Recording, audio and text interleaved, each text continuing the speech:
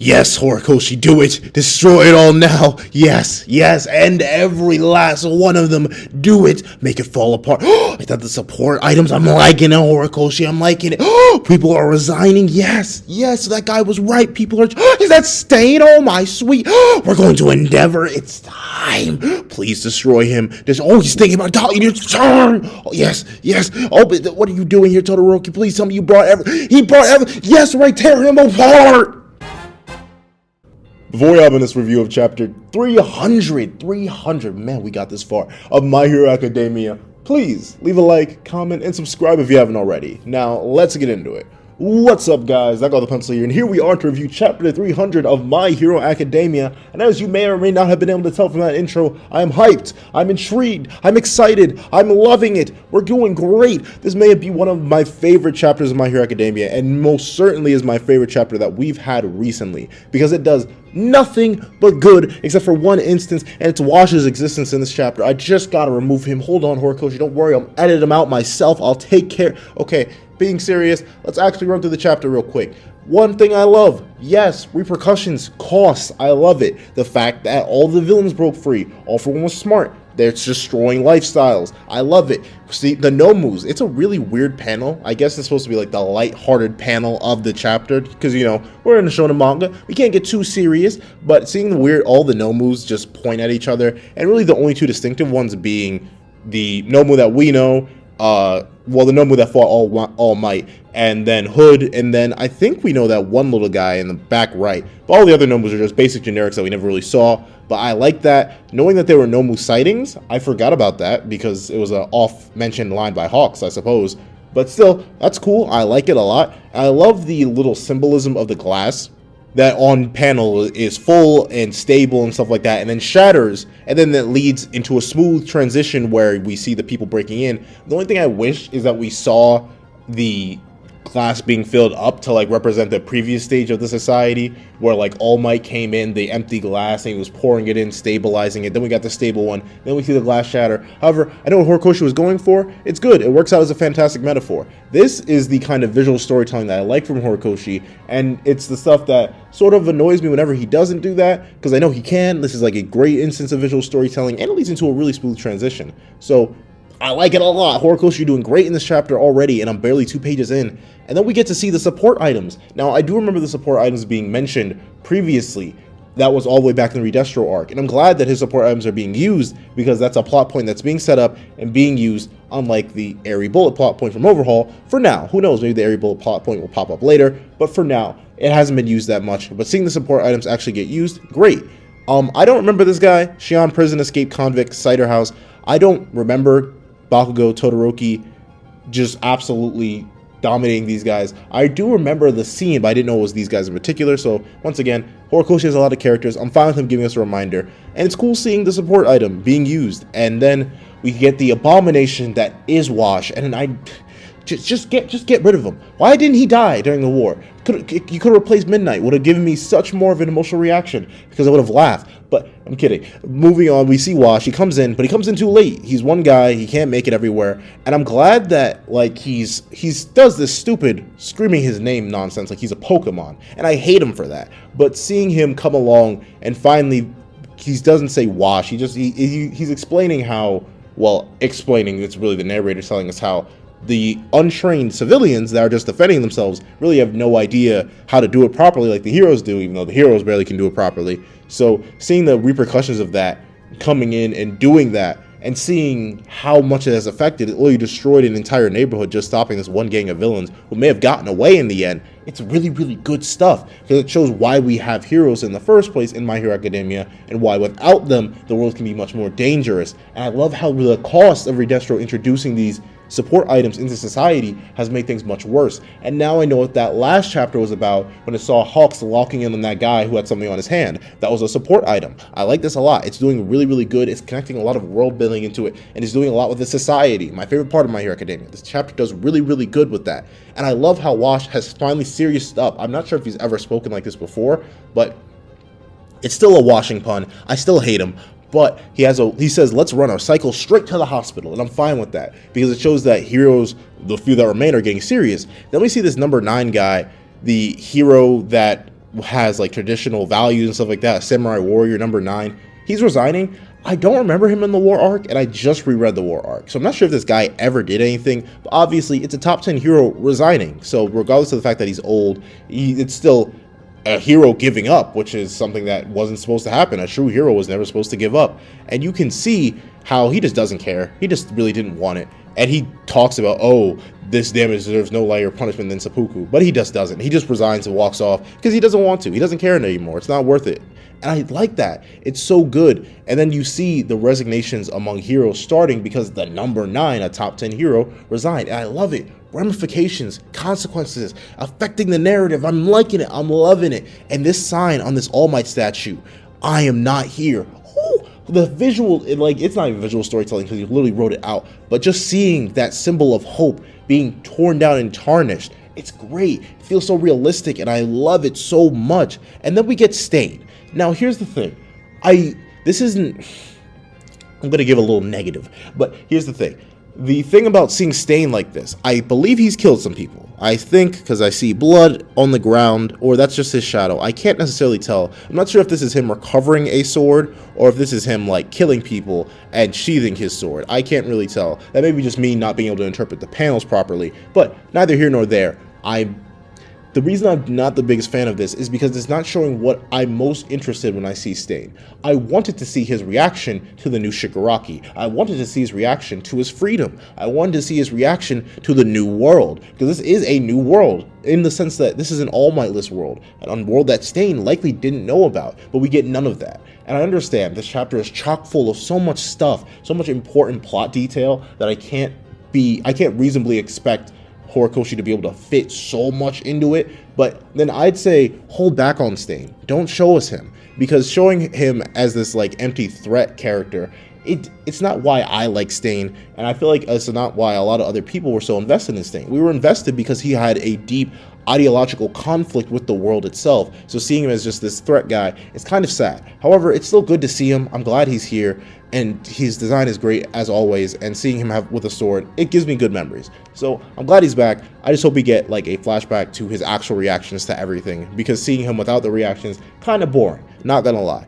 However, seeing that everyone is pushing the blame on Endeavor, I love it. I love it so much, because this is what he wanted. The cost of his sacrifices, from his family to his actual life to becoming the number 1 hero, all of this is now his fault, and I love that he's paying for it. I love that he's suffering. And my favorite thing is that the doctor talks about how, oh yeah, you're lucky to be alive yourself, and Shoto's okay. These are the two things that are amazing. And I am happy to see that the doctor is kind of cynical now, because everyone's kind of cynical now.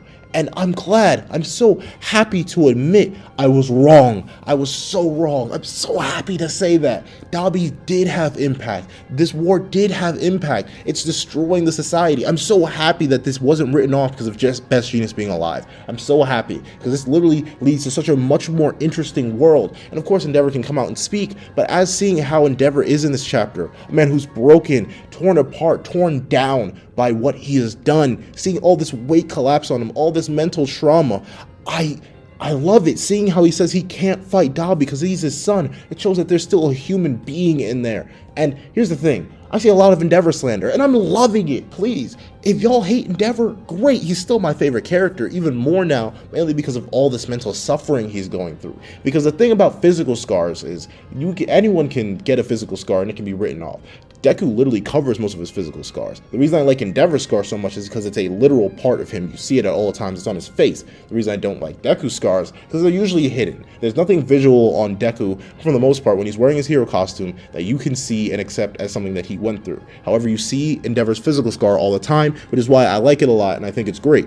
However, the thing is, I love this mental scarring too, this pain that he's going through, because it's such nuanced stuff. Seeing a man who did terrible things and is paying for it in every sense of the word, it's amazing, and I'm loving it. And then we see another funny panel of Shoto, and then you have this whole Endeavor screaming Shoto thing, but it's mostly out of pain, so it's trying to be a funny thing flipped onto a not funny thing, which I'm great with. I'm fine with. I just wish the serious tone that the chapter establishes with the entire world falling apart, it's a little bit torn apart by like this entire page of Shoto going and and then he's crying, and then all that, and then Endeavor screaming his name. I don't know, but it's fine because we immediately pick back up because we see Fuyumi being best girl. Honestly, if Fuyumi isn't your best girl, I just gotta say, it's okay to have the wrong opinion, because Fuyumi is best girl from design to what she does for her family. How is Fuyumi a better character than Uraraka? No, this is not an Uraraka attack. We're not doing this. She's not even in the chapter.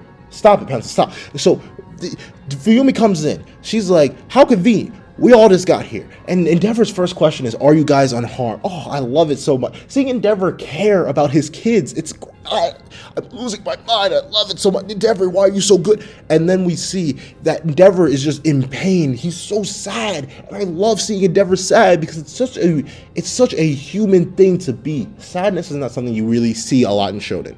Our main characters, Endeavor's a main character. I don't care. He's more of a main character than Todoroki's ever been. Went through more development in my mind, more realistic development. So seeing one of our characters, even if he's not a main one, whatever, seeing one of our side characters revel in sadness, being stuck there, being broken down, seeing him cry, it's such a realistic thing, and it feels so good to watch. I love it. And then, yes, Ray comes in with the sucker punch. I'm so happy. You see the broken look on Endeavor's face when Ray finally walks in. He's just asking, why is she here? And she just rushes in front of her children. She said, I came to talk about her family and about Toya. Now, here's the thing. After review's over, told you all I thought about it. Let's talk about what the implications of all this is. One, Endeavor's a broken man. I love that, obviously.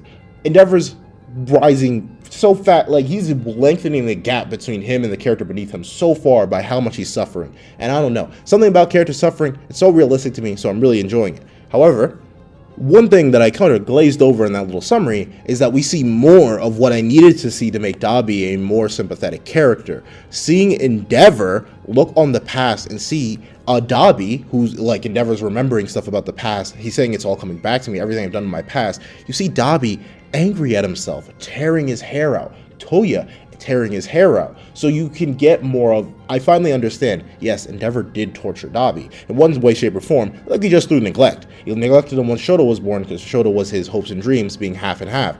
But once again, I do want more context for that. But it's good to know that one, Endeavor is feeling guilt for his choices. That's a good thing. Because while he did feel guilt to a degree, you can see that he cared for Natsuo in his internship arc with the 3 boys. You can see that he does care for Shoto now because he always wants his attention. He's trying to do his best to teach him how to be a good hero.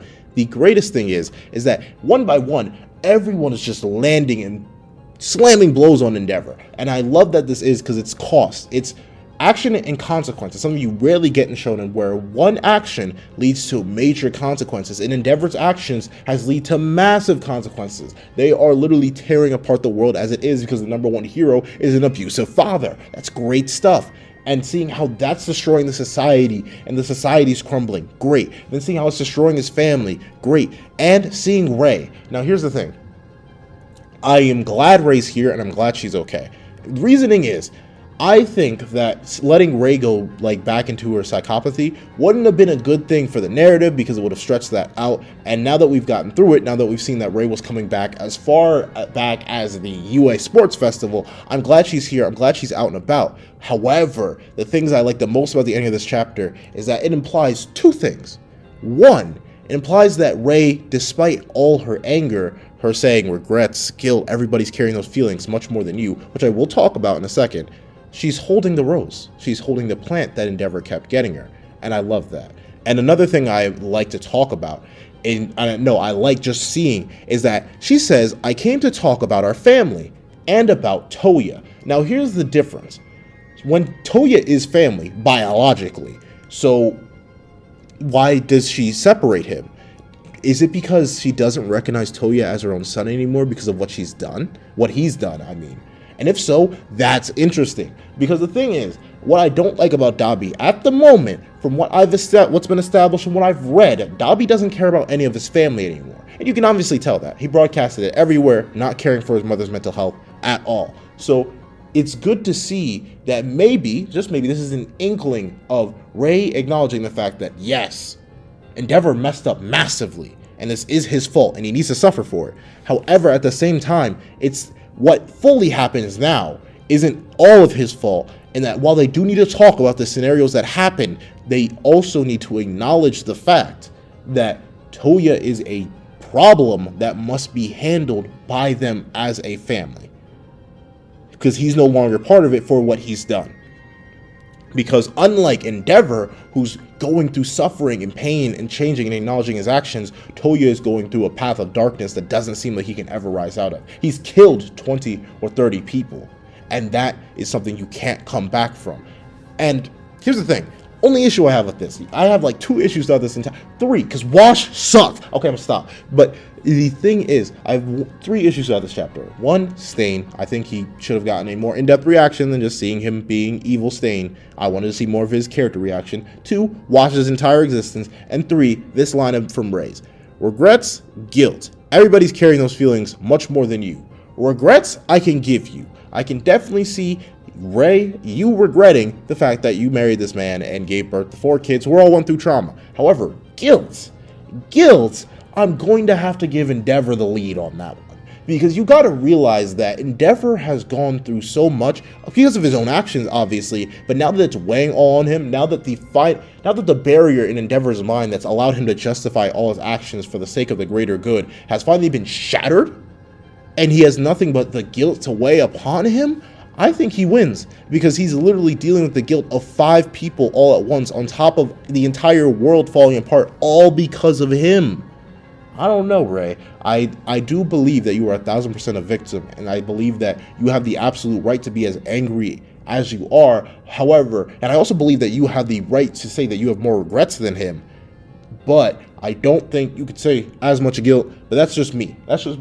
And honestly, I'm excited for next chapter. This chapter is obviously just a half chapter, and I can't wait to see the other half of the chapter. We're going to see a talk with the Todoroki family. And the thing is, I'm going to say it right here and right now. Midoriya's not the main character. Not anymore.